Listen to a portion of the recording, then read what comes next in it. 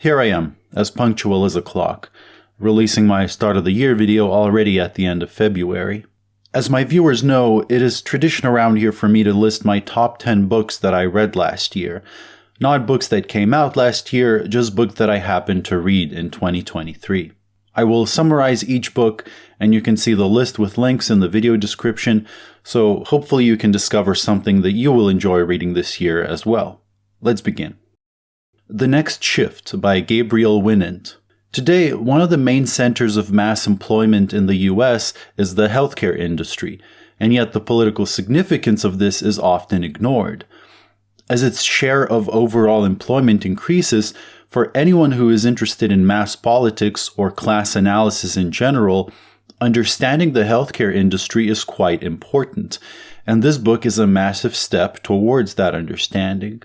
It's a work of history and social science, Marxist in its focus on class, which charts the steep rise of the healthcare industry, situating it in the context of deindustrialization.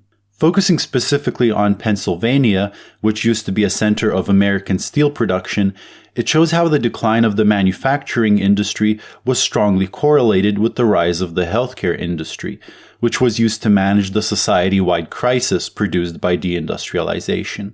The aging population of industrial workers, with all of their health problems, needed expanded medical facilities to be cared for, and they were able to pay for these because of the insurance that the very well-organized industrial unions provided. On the other hand, with the decline of industry, there was a steep rise in unemployment and a decrease in wages. And so, the expansion of the healthcare industry was a way of simultaneously caring for an aging population of industrial workers and employing a new precarious generation of workers whose position on the labor market was a lot more uncertain and unstable. In the post-war period, it had been possible for an industrial worker to be the sole breadwinner and support both his wife and his children.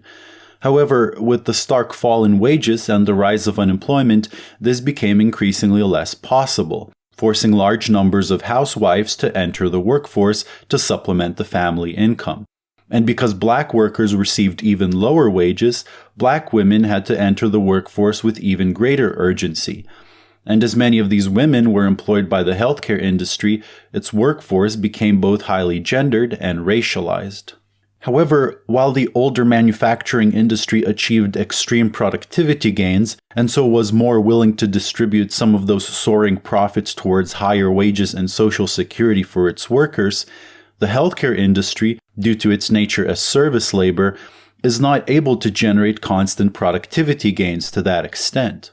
To compensate for this and to improve their profits, medical facilities end up placing the burden on the mass of workers, lowering wages and increasing working hours and the intensity of work. Ultimately, what this dynamic led to is a huge disconnect between the crucial social role that healthcare workers play on the one hand and the awful conditions they're made to work under on the other. The mass of healthcare workers in the US today are at the forefront of the overworked and exploited working class of the post-industrial age. This fact, combined with ongoing political struggles regarding the people's right to healthcare, makes it quite clear that the political significance of the healthcare industry cannot be overstated. Minima Moralia by Theodor Adorno. Adorno is the grumpy old man of Marxist critical theory. And that's why we love him. This book, largely composed of aphorisms and short texts, is home to some of Adorno's most iconic remarks and biting insights. Some of Adorno's most popular quotes can be found here, like, "The best magnifying glass is the splinter in your eye," or "Wrong life cannot be lived rightly," a phrase which really encapsulates the book's leading sentiment. Adorno began writing this after being exiled to the United States due to the rise of Nazism in his home country, and he, understandably, was not happy about it. Not only was he depressed about the political state of the world, he was depressed about the fact that he had to leave the place where his most treasured childhood memories originated, and not least because he hated America and its culture and never really fit in there. What this led to was a cynical and bitter old man who hated everything he saw around him. He found things to criticize even when seeing young people having fun. This characteristic can make Adorno a bit emotionally exhausting to read sometimes, but what distinguishes Adorno from the grumpy boomers you might find in your family is that he is extremely well-read, extremely thoughtful, and an incredibly astute observer, grounding all of his hatred and grumpiness with high concepts and beautiful prose. He writes about the rise of fascism, the culture industry, mass media, academics, German philosophy and literature, the kinds of things you would expect from him. And most of it is primarily negative or critical in nature. The way Adorno sees it, if you have to live in a degraded world, the best you can do is to be aware of this fact, to be conscious of the world's degraded nature so as to not be completely absorbed by it. At some points, Adorno seems to be ashamed at the fact that he is even alive in a world like this, but he also seems to view this shame as a kind of a virtue. One of the bleakest passages in the book is one in which Adorno suggests that, in the kind of world we inhabit, quote, the only responsible course is to conduct oneself in private as modestly, unobtrusively, and unpretentiously as is required, no longer by good upbringing, but by the shame of still having air to breathe in hell. Amidst all the cynicism and the darkness, I find it quite endearing that the two topics that make Adorno drop his cynicism is that of animals and children. It is when he speaks of animals and children that the love in his heart actually comes through. And that's also quite sad, because it outlines the sense of an innocence lost that characterizes much of his writing. While reading this book can be as exhausting as depression, Adorno ultimately points out that the point of such criticism is not purely negative. The reason that Adorno strives to critique things so ruthlessly is because only by exposing just how bad things are can you imagine a world diametrically opposed to ours. Only by an awareness of the horror of the current world can you also maintain the awareness that another world is possible. Horror in Architecture by Joshua Komarov and Kerr Shing. This is a book that I actually bought when I was still in middle school, because already back then I liked really gnarly-looking buildings. But given its heavy theoretical background, I could not understand what they were saying in the slightest back then. More than a decade later, I decided to give it another go, and was happy to discover that I have better reading comprehension now than I did in middle school. This book isn't so much focused on architecture that is literally horrifying. Rather, it takes some of the tropes, elements, and structures commonly found in the horror genre and analyzes cases in which they appear in architecture.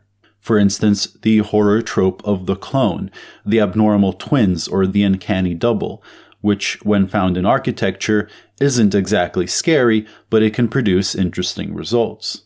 The one I found most striking was the trope in which that which should be hidden or internal to the body is found on the outside, which they refer to as the incontinent object. A person's intestines falling out of their body is not unlike pipes or wiring bursting out of the surface of a building. The ultimate interest of the book, however, is much more ambitious than a simple catalog of horror tropes in architecture. By understanding these cases of architecture, the authors seek to understand something about the modern condition as such, as they believe that horror is latent in the very project of modernity, and their focus on the elements of horror is also a call to subvert conventions and clichés. When Nietzsche Wept by Irvin D. Yalom.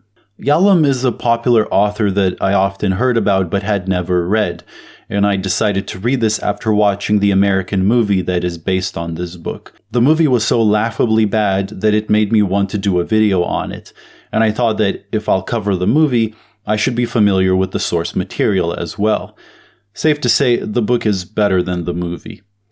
Yalom is a psychologist who sometimes transmits his psychological teachings through the form of fiction, and that's what this is.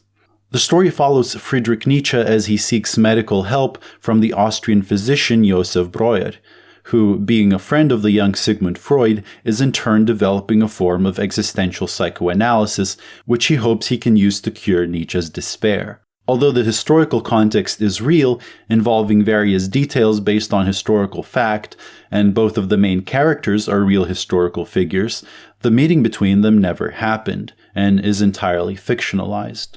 Yalom uses this fictional meeting to form a bridge between the proto-existentialist aspects of Nietzsche's thought and psychoanalysis. I wouldn't necessarily recommend this book if your main point of interest is Nietzsche's life and philosophy, and I didn't find it consistently gripping purely as a work of fiction, but its strength lies in its investigation of the analyst-patient relationship and its presentation of what existential therapy might look like in practice, which was Yalom's main intention. I would therefore recommend it more to aspiring psychoanalysts than philosophers, especially those who are in despair. How It All Began by Bomi Bauman. This was part of my research for a video on left-wing terrorism, which is going to be my next video. Trust me. When it comes to left-wing German terrorism, the most famous group is the Red Army faction, but it wasn't the only one. Another famous group in this category was the Second June movement, which was more anarchist in its political tendency, and was made up of working-class youth who had been part of the Kommune 1, an apartment set up as a political commune by radical youth in West Berlin in the 60s. The author of this book, Michael Bomi Bauman, was one of the leading members of the Second June movement who was still in hiding when the book was published, as a bomb he planted had accidentally killed a builder, and his closest friend and fellow Second June member, Georg von Rauch, had been shot by police. Even the publisher and the bookstores that sold this book got into a bit of trouble for it, including police raids in which many books and equipment were confiscated. The French existentialist philosopher Jean-Paul Sartre was one of several people who lent his name to the book to prevent it from being banned. What makes this book really great as a historical document is that Bauman is not an academic or an intellectual. He was simply a young working-class guy who wrote the way that he spoke, using informal phrasing and West German slang that was common at the time. And he does a good job of painting a picture of West Berlin's radical youth subculture, speaking of rock music, drugs, communal life, and the sense of alienation that many young people felt back then, as they still do today. One interesting thing this book showcases is the way in which, for the radical youth of this time and place, the lines between mere subculture and radical politics were often blurred, and what became acts of political terrorism in some cases started out as acts of petty vandalism. In very casual and personal terms, Bauman paints a picture of the kind of environment and mental state that leads a young man to terrorism. But just as significantly and just as vividly, Bauman also describes the pitfalls of this lifestyle and the self-destructive dead ends that it far too often ends up leading to. Now, I'm going to bring up the next two books together because they share a very specific category, the culture of the early Russian Soviet Republic. The period of the early Soviet Republic, the years immediately following the October Revolution, is as fascinating as it is tragic, because at its heart is the contradiction between the most intense ambition and hope, the dream of an entirely new world on the one hand, and on the other hand, the most stark and brutal material conditions, civil war, scarcity, and industrial collapse. The most intense revolutionary optimism, the belief that anything was possible, existed side by side with unimaginable hardship, and it is this contrast that makes the culture of this period so interesting and so tragic. Women, the State, and Revolution by Wendy Z. Goldman. This book focuses on early Bolshevik policies regarding women's liberation, domestic life, and the family, covering the years 1917 to 1936. What this book shows is just how progressive the old Bolsheviks were regarding the family and women's liberation. And it shows that the gradual abolition of the nuclear family, rather than being a new left idea as some people believe, was part of the early Bolshevik program. The early Bolsheviks believed that the development of public infrastructure, including communal dining halls, public laundries, and daycare centers, would free women from confinement to domestic labor and allow them to fully enter public life, making them independent of men and equal to them. Marriage for economic reasons would be replaced by relations of mutual affection. And eventually, due to a shift towards collective ownership of the means of production, the old bourgeois family would become obsolete and naturally wither away. Of course, this withering away of the family was seen by Bolsheviks as something that will happen later, at a more advanced stage of socialist development. They did, however, immediately begin to enact a program that would serve as the initial steps towards family abolition and women's liberation. They made divorce unconditionally legal and available at the request of either party, legalized abortion, gave special protections to unwed mothers, and gave full legal equality to children born out of wedlock. This was the most progressive program in the world at the time regarding family policy. Of course, this policy clashed with the unimaginably harsh material conditions existing at the time, which produced problems at every step. Due to civil war and industrial collapse, it was not possible to establish the numerous well-funded daycare centers and public laundries which the Bolsheviks saw as the precondition of women's liberation. There were also thousands of orphans, and not enough sufficiently funded orphanages to take care of them. Women's wages were still lower than men's wages, and so it was still common for women to financially depend on men. And finally, although abortion was free and legal, there were not enough doctors and hospitals to provide abortions to all the women requesting them. Nevertheless, despite these crippling conditions, the early Bolsheviks struggled at every step to continue moving towards their ultimate goal of complete women's liberation. It was only later under Stalin's rule that the party position made a drastic shift towards traditional family life, making abortions illegal and taxing childless couples. Of course, in part, this was done for pragmatic reasons in order to increase the population size. But additionally, especially with the death of most of the original Bolsheviks, it came alongside an ideological shift, which equated socialism with strict traditional family life, and denounced the original Bolshevik ideals of family abolition and free love as being anarchist or petit bourgeois deviations. And the second book in this category is The Commissariat of Enlightenment by Sheila Fitzpatrick, which covers early Bolshevik policy on education and culture. The Commissariat of Enlightenment, which was concerned with culture, the arts, and education, was led by Lunacharsky, an incredibly interesting figure who was not only a revolutionary organizer, but a philosopher, critic, and playwright, one of the original Bolsheviks who had been influenced by Nietzsche, and one of the proponents of a humanist type of religion referred to as God-building. And just as Soviet policy on women and the family, the Soviet policy on education was extremely progressive, liberatory, and ambitious, in stark contrast to the actual state of schools under Civil War conditions, as they sorely lacked teachers and resources. The first program of Soviet educational policy announced the abolition of physical punishment, homework, and exams.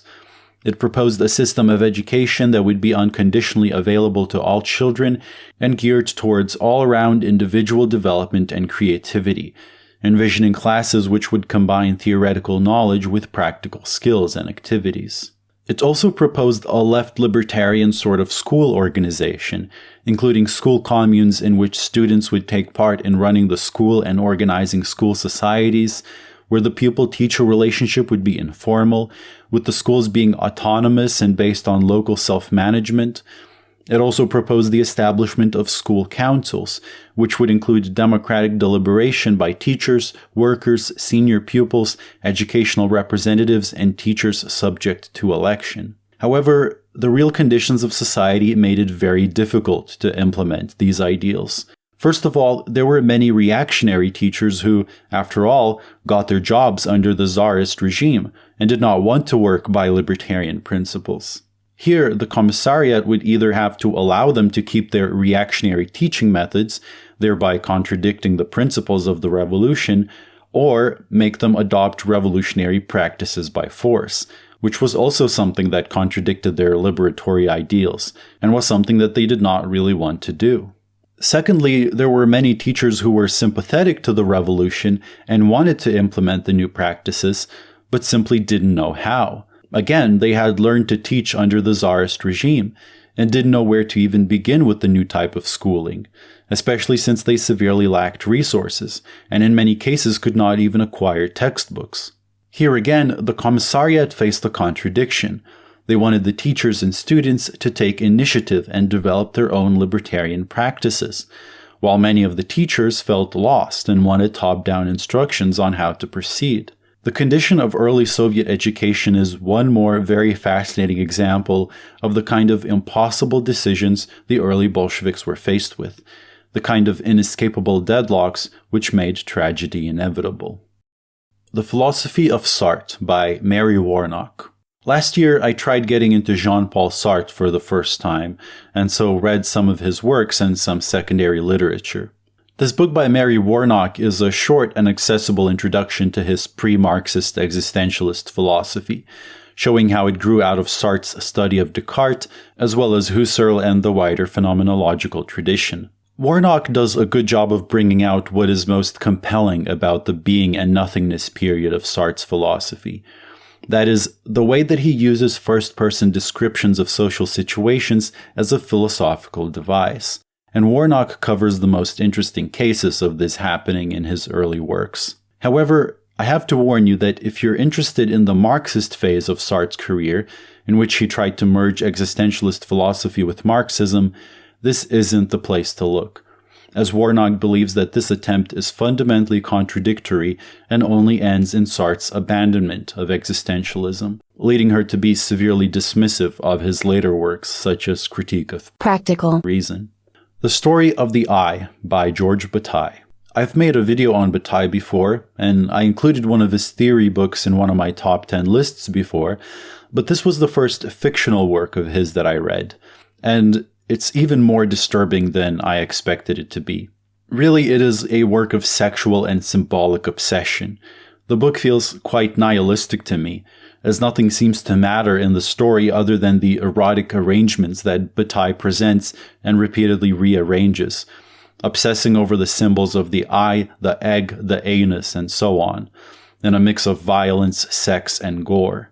By the end of the story, I was left very disturbed, but the edition of the book I read includes an autobiographical essay by Bataille in which he talks about the childhood events that partly inspired the book. And reading that was not only fascinating, but actually eased my disturbance a little bit, as it showed that the motivation behind this book was, at least in part, an attempt to process difficult childhood memories, not just joy in sadism. It is a very French 20th century work because it can be read either psychoanalytically, as Bataille's effort to convert traumatic childhood memories into eroticism, or it can be read structurally, as a play of metaphor and language, where what matters more than the content of the book is the structural play between its elements. And this reading is aided by Roland Barthes' essay on Bataille's metaphor of the eye, also included in this edition of the work. Art and Literature by Leon Trotsky. Whatever you might think about Trotsky's political career, what I find really admirable about him is the way he embodied both thought and action. Revolutionary organizing and military strategy were combined in him with theory as well as a passion for art. Even while riding in his armored train car during the Civil War, Trotsky would find the time to read literature. Even after his exile from the Soviet Union, he continued to play a role in aesthetic development, as he made ties with one of the founders of French Surrealism, André Breton, and Mexico's foremost Marxist artist, Diego Rivera, with whom they formulated the Manifesto towards a free revolutionary art, not to mention his relationship with Frida Kahlo. Trotsky saw art and literature as an essential part of human life, which exemplified the heroism and potential of humanity. He described culture as being, quote, the organic sum of knowledge and capacity which characterizes the entire society, something which unifies all fields of human work into a system. And so it is no surprise that his writings on the topic, which this book collects, are rich and varied. The collection ranges from more general writings on the nature of art, the relation of art to society, class, and revolution, to essays on specific authors and books, covering figures like Tolstoy, Mayakovsky, and Gorky, among others. Trotsky's general understanding of art is quite sophisticated, and he strikes a compelling balance between many of the oppositions found within aesthetic theory. He dispels the common view that Marxism reduces all art to mere economic relations, arguing that while aesthetic movements do presuppose an economic base and certain definite social classes, the directions that art can take on this basis are wide and numerous, and that cultural elements do have some capacity to act back on the economic basis from which they arose. He says that art has a degree of autonomy and standards specific to the aesthetic sphere, while simultaneously contending that it nevertheless can be fully understood only in light of the social and historical context in which it is situated. The reduction of aesthetics to purely economic relations kills art just as much as the complete disconnection of aesthetics from social life. Striking a similar balance in the context of revolutionary politics, he points out that while it is important in drastic revolutionary moments that art lends its hand to the needs of the revolution, that this art will lose its value and force if it does not reflect the artist's own inner integrity, as it will be reduced to pragmatics lacking all aesthetic value. Well, that's the list. I hope you found it interesting, and I hope you discovered some books that you yourself might want to read. And now I'd like to thank my beloved patrons. 404 Error, Just Undo It, Andre Oliva, Archive Transients, Beetle Scratches, Celsius Enjoyer, Circadia, Daniel Zotner, Evie Rosk, Eric Owens, Fake Baudrillard Palliative Care Nurse, Francois Yi-Wei Wu, Harbin Moths, Hong Kong Aesthetics, John D. Pagani, Katy Perry is John Bennett Ramsey, Kiaman Fais, LMD25 Strain, M. Lim, Max Bendick, Nathaniel Lark, Paul Winfer, Polecat, Prostitucci, Rachel Ann, Radical Q, Sky, Stack Smyrner, Cy Bundit, Tendies123, The Empty Set, Venez, Victor Redco, Yesterday's Rise, as well as all of these wonderful patrons. Thank you everyone for your immense patience, especially the patrons. I know I have been saying this for a long time, but my next video will be about left-wing political terrorism, as voted for by my patrons. This time I promise that will be the topic of the next video. If you'd also like to influence upcoming video topics, you can participate in my Patreon polls for as little as $1 a month. Your vote there counts for more than it does at presidential elections, so it's good value for your buck. See you next time. Thank you.